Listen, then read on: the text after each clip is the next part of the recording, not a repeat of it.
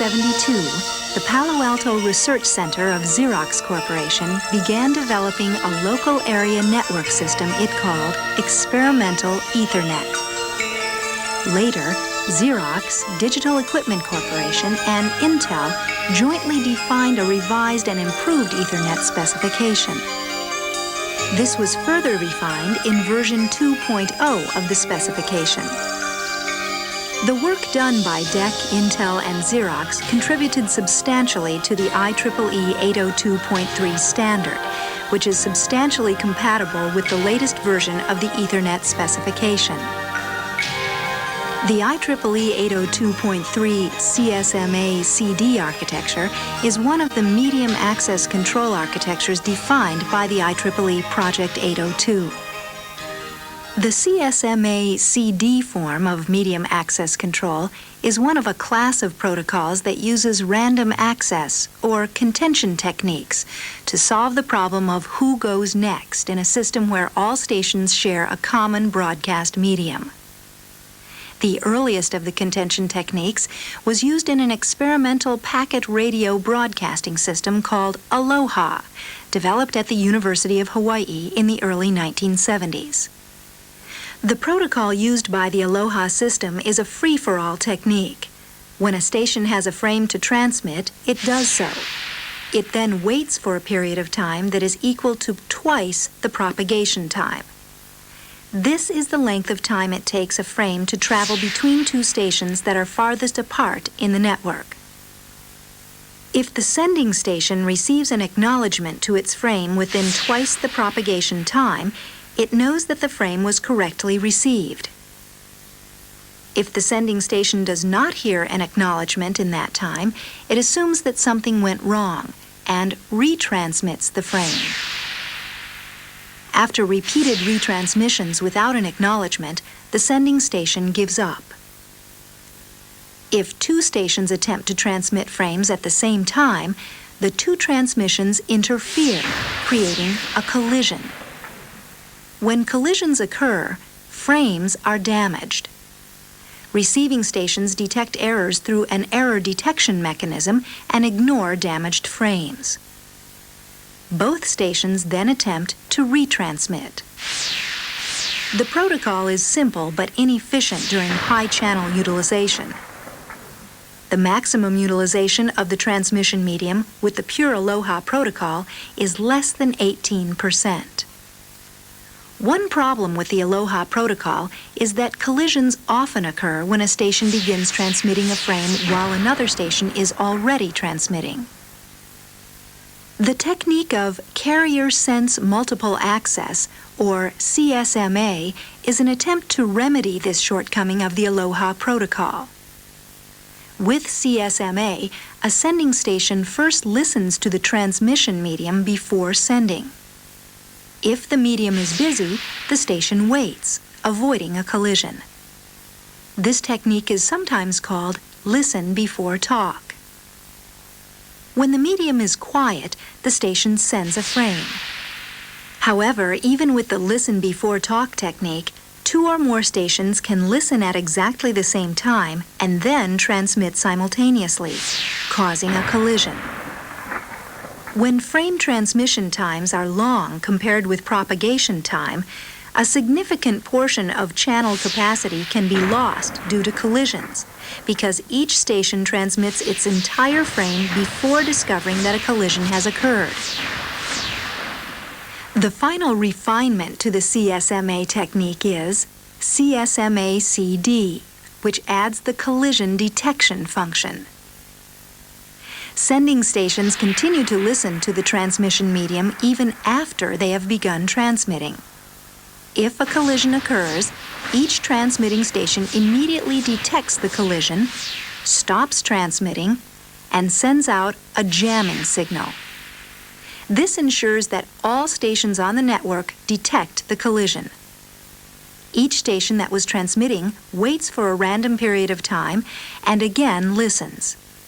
If the medium is free, it transmits the frame again.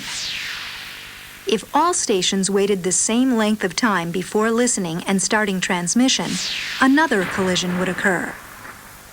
To avoid this, each station generates a random number that determines the length of time it must wait. This time period is known as the station's back-off delay. Back-off delay is calculated in multiples of slot time.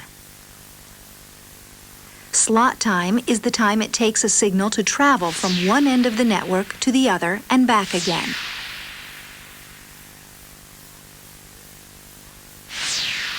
After a collision, each station generates a random number that falls within a specified range of values.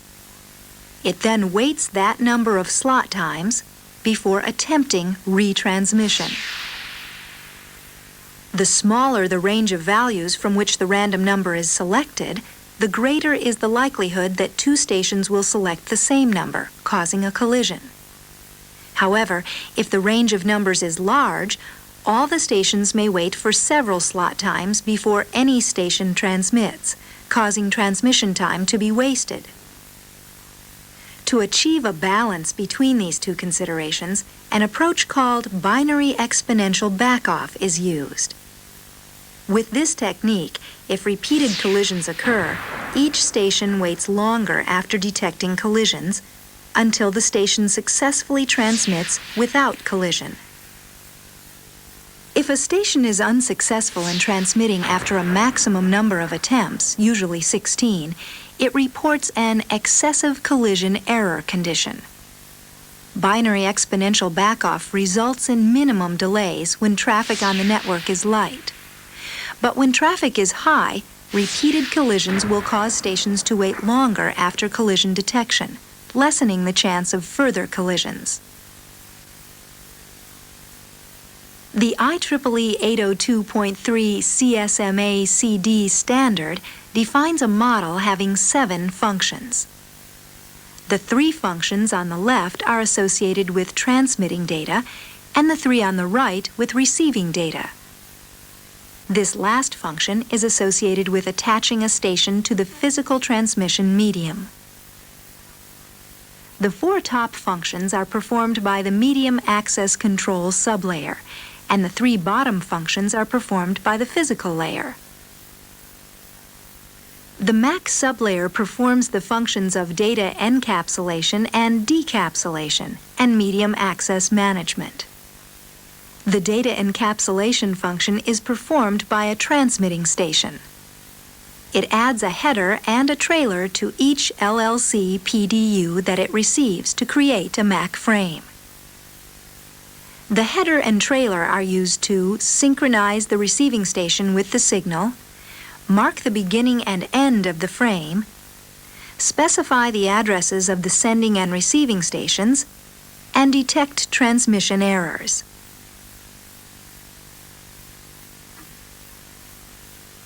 The Transmit Medium Access Management function is responsible for determining whether the transmission medium is available and for starting to send a frame. This function also determines the actions to be taken when a collision is detected, and for calculating the time interval to wait before attempting to transmit the frame again. The data encoding and decoding functions are performed by the physical layer. The data encoding function is responsible for translating the bits being transmitted into the proper electrical signals. It then transmits these signals onto the transmission medium using the services of the physical medium attachment component.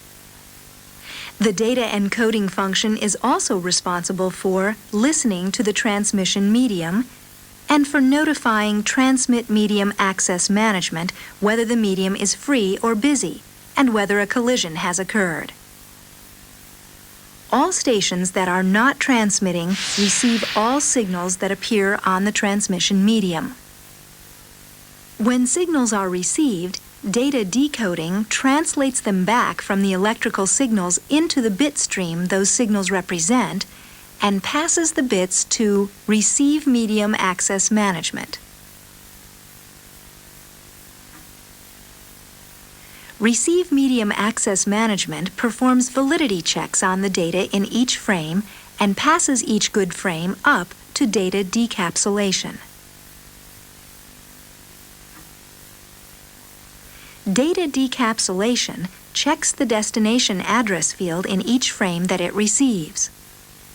When data decapsulation recognizes the station address, it accepts the frame. The data decapsulation function then passes the LLC PDU up to the LLC entity.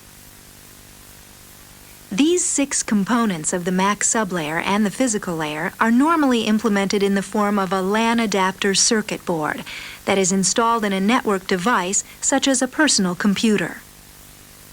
The physical medium attachment function of the physical layer is generally performed in a physically separate device, often called a transceiver, that is attached directly to the transmission cable.